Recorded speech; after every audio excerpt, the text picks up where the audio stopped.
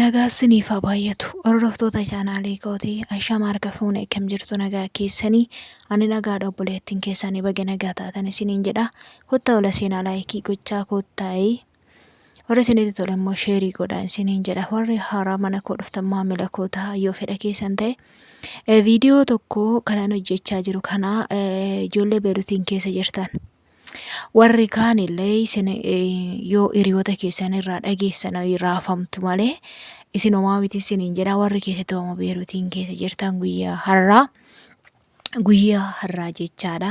Gara galgalaa kana taateen tokko tahee jira. Innis maali yoo jettan isa isiniif himuu jira. Ijoollee baay'een sodaa keessa jirtu. Wanti kun maali jettanii raafamaa jirtu. Amma madamtii gaafadheen jira.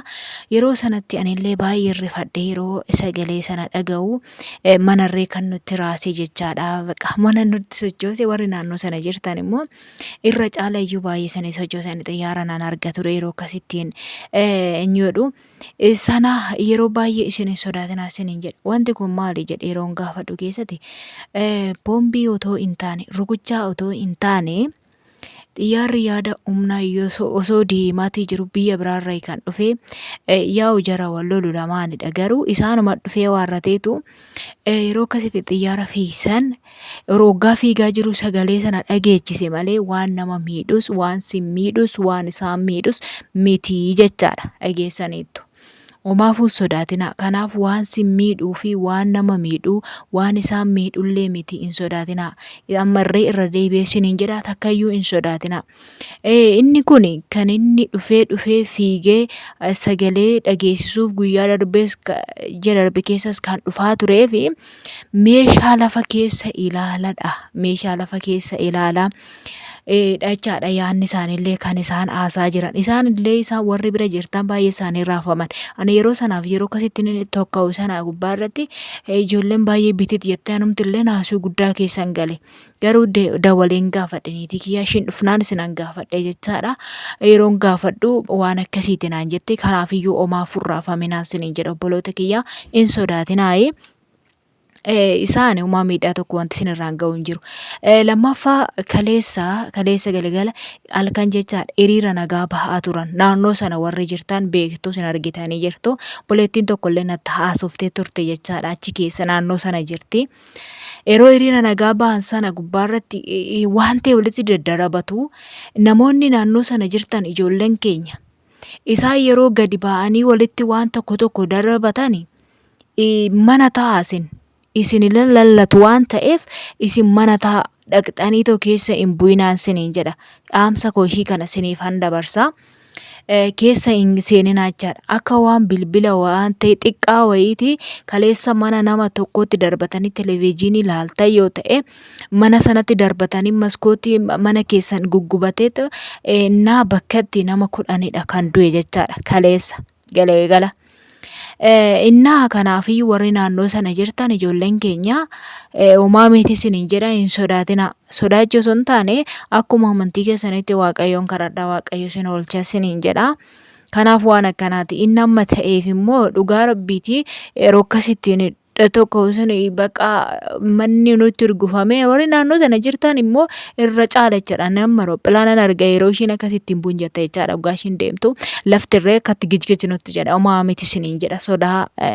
Sodaa eenyumaan qabnu sodaa waaqa malee waaqayyo nu oolcha inni manaa nu baase isiniin jechuun barbaada. Hordoftoota chaanaalii kiyyaa irraafaminaa bitit hin jedhinaayi waanuma tokkollee hoggaa argitan akkuma isaanii irraafaminaa isinillee obboloota kiyyaa akkuma isaan amma waanuma xiqqoo yoo arganit waanuma xiqqoo yoo dhagaanis ammoo beetititi jedhanii sammuu nama dabarsochaadha. Isaan wajjin sammuu isin darbisiin jedha.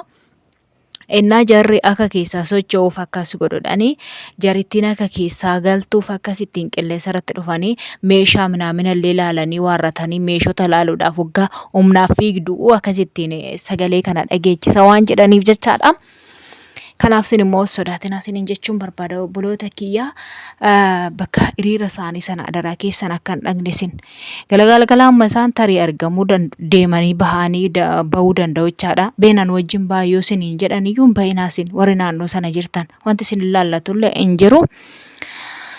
Kalee galgala baay'ee argaa turtan televezyiinii isaanis ijoollee baay'ee ilaalchisan akkasuma immoo Bilbilarree hin fayyadaminaa isiniin jedhanii kan isinitti eenyuudhaan fayyadamaa eenyudhaan hin fayyadaminaa isiniin jedhe.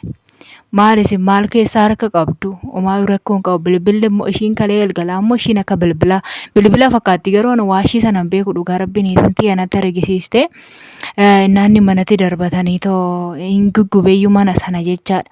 Isaan bakkuma argametti bakka arganittis miti beektu naa irraa haasa'uun barbaadu waan ta'eef waan isaan deemaniif waan biraati waan ta'eef waan isin ilaallatu miti sodaatina obboloota kee dhugaa rabbiin raafamina. Yeroo isin akkasitti raafamtanii biteeti jettan sammuun keessanuu nagaan argatu kanaa hojii hojjechaa ooltanii. Isa ammaa sana keessatti dhuguma rabbiiti. Dhugaa lafa bitiitti natti dabar nan urgufame na sodaadha yaada isiniin jedha malee gisee isin bira dhufu yaadan jajjabaadha giseen viidiyoo isin hojjedhu malee. Nam seenuma nu mararti isiniin jedha akkanatti immoo itti foonaan beektu miti daandii xiyyaaraa immoo hin cufu. Yaa rabbii kiyya kaate nagaa nuu buusisiin jenna malee maal jennare.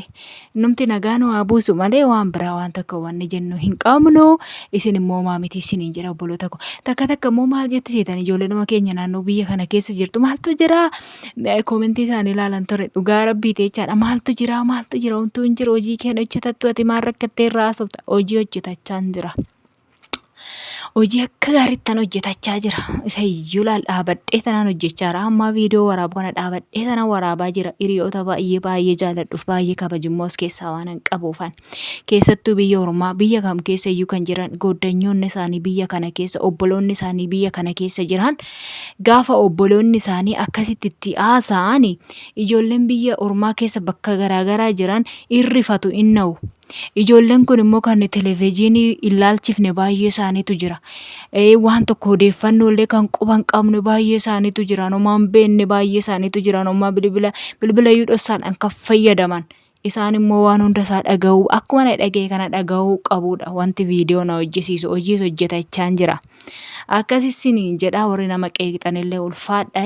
Hordoftoota kiyya baay'ee sin jaaladhu sin kabaju. Kanaaf waan akkanaati homaa miti raafamina siniin jechuun barbaada. Kanumadha darbeera baqa.